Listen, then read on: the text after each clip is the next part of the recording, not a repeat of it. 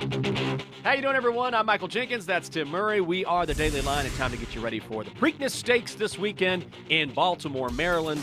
And when you talk about NBC's coverage, you're going to see Eddie Olczyk, who does it all for NBC. Horse racing, hockey, checkers, pinochle. Big chess guy, too. Big chess guy, Yeah, too. for Whatever sure. it is, Eddie can handle it, and we bring him in now over the phone.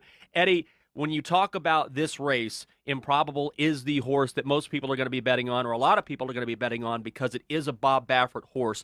How much will it help his ride that Mike Smith is back aboard? Look, it is really hard to go against that combination, right? I mean, it's been so lethal for so long, Mike Smith and Bob Baffert. I think the one thing with Improbable that I'm looking at from the handicapping aspect of it is, he's had his opportunities. He's winless so far this year. He's run some very, very good races, don't get me wrong.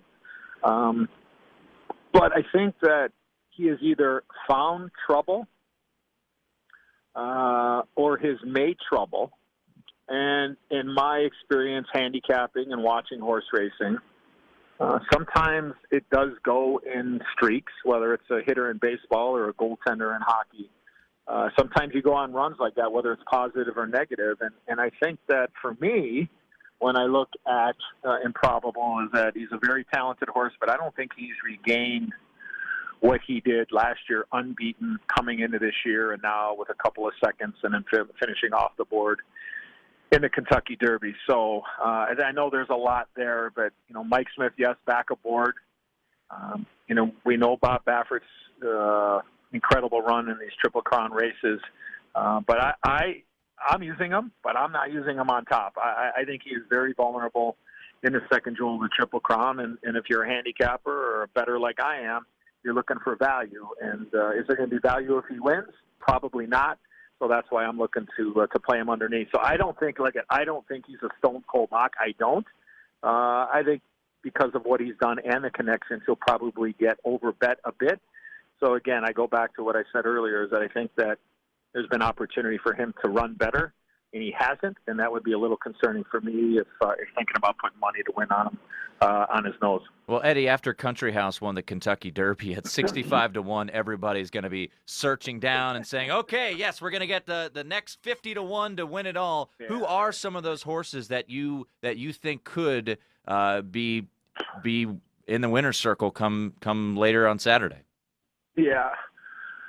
Well, I mean, I'm kind of going to build a lot of my tickets around Bourbon War, who will most likely be my pick. Again, this is all based for a fast track with, storms in the area. But I think the race is going to set up extremely well for Bourbon War, a horse that is pace dependent, meaning you need to go out there really quick.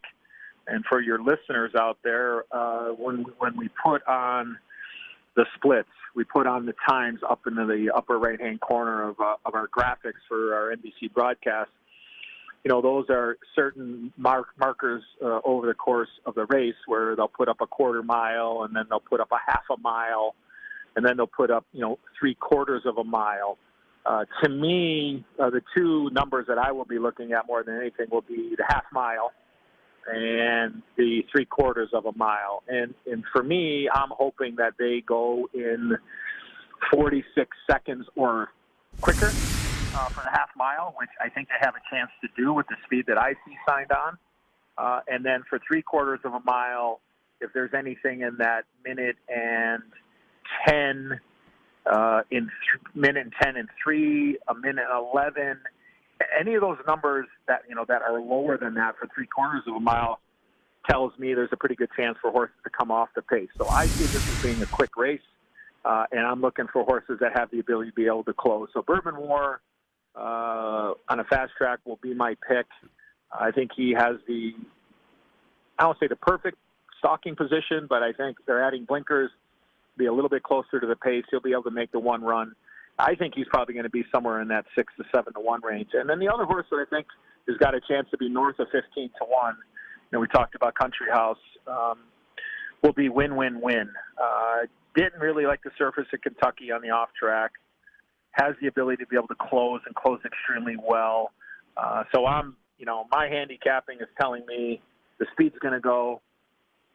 they're going to fade, and then the closers are going to come from behind. So I'm looking for any combination of Bourbon War and win-win-win. And if that is indeed the case, might need a wheelbarrow to take out all the money here at Pimlico. Eddie, is there any value on Warrior's Charge, which has dominated recently in his races, but this is a huge jump up in class. So it's one thing to dominate at a lower level. It's quite another to enter in the Preakness and be competitive. Yeah, I mean, that is the biggest question. Class and can they take the next step? And I always compare it to people that maybe are, novice horse racing people. It's just like, look, can a guy go from Double A to the major leagues, or can a guy go from being a backup in college football to being a starter? I mean, there is that until they do it. It's a fair question, but when it comes to the gambling aspect of it, I look at it and go, look, like I'm not using a horse. I might use, I might hit the all button in some of my wagers, and by chance hit it. But until a horse can really, step up, and proven at a grade 1 level like the Preakness, those type of horses I look at and go, okay, well, if that horse beats me, I'm okay with it. Eddie, could the same be said about Always Mining? I know there's going to be a lot of money coming in because he's a Maryland-bred horse. We haven't seen a Maryland-bred horse win the Preakness since 1983. I feel like, to use a comparison to other sports, whether it be Tiger Woods at any major or, Notre Dame football, whatever it may be, is Always Mining a little bit overvalued? And is he a horse that hasn't really proven it yet? Well, I mean, that is the unknown. Look, I mean, the horse has won, 6 in a row. Again, another major class step up. It's going to be interesting to see positioning-wise where this horse is going to be. Going to be relatively close. Does seem to have the ability to have a quick turn of foot and pick up pieces if the pace does slow down. Like, look, I think the horse is a use. Not necessarily on top for me, as I said earlier. You can only go so far, but that's what makes handicapping horse racing just so frustrating at times, and then just so elating at times. It's just like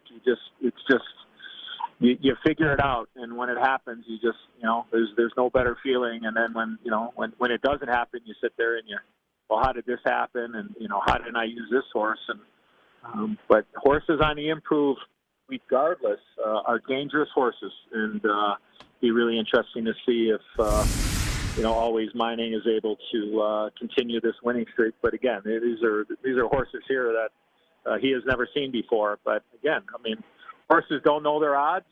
They don't know the talent they're running against. And, they could get easily discouraged when all of a sudden they realize they're running with the varsity instead of running with the JV.